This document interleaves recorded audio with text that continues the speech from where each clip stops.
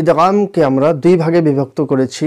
এক, ইদগামে তাম বিলা গুন্না। দ্বিতীয়, ইদগামে নাকিস বা গুন্না। ইদগামে তাম বিলা গুন্না একে আমরা দুই ভাগে বিভক্ত করেছি।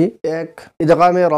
দ্বিতীয় হচ্ছে ইদগামে লাম। ইদগামে বা গুন্না অর্থাৎ ইদগামে নাকিসকে আমরা চার ভাগে বিভক্ত করেছি। এক, ইদগামে ইয়া। দ্বিতীয়, ইদগামে ওয়াও। তিন নম্বর ইদগামে নুন। চার নম্বর ইদগামে মিম। আশহাদু আল্লা ইলাহা ইল্লাল্লাহ।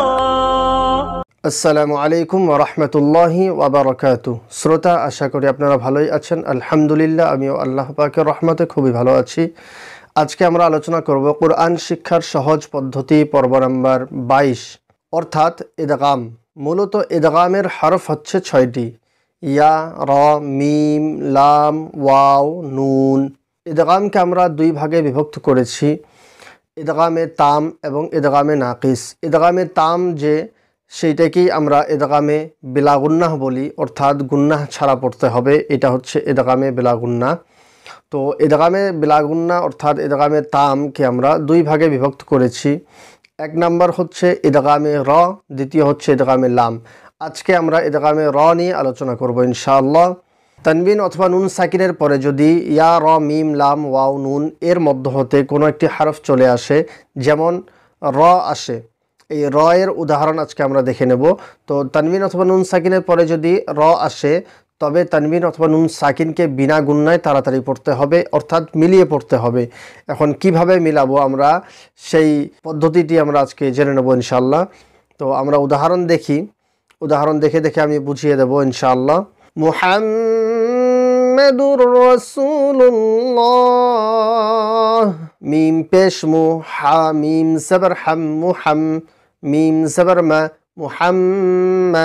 দাল র দুই পেশ দুর, মুহাম্মাদুর। র জবর র, সিন ওয়াও পেশ সু, রসু। লাম লাম পেশ লুল, রসুলুল। লাম খরা জবর লা, রসুলুল্লাহ। হাজির হি, রসুলুল্লাহি। মুহাম্মাদুর রাসূলুল্লাহ। আমি যেহেতু এখানে ওয়াকফ করব, থামবো, দাঁড়াবো, সেই জন্য আমি হাকে সাকিন বানিয়ে দিলাম। নুন সাকিনের আমরা উদাহরণ দেখব। মির রাব্বিকা। মিম নুন র জের মির, র বা জবর রব।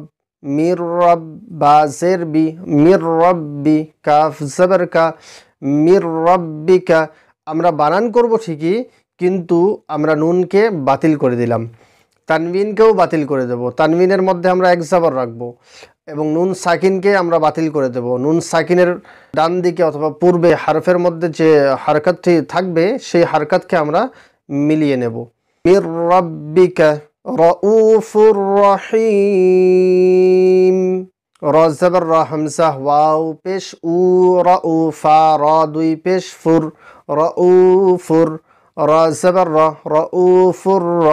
হা ইয়া জের হি, রাউফুর রহিম। মিম দুই পেশ মুন, রাউফুর রহিম।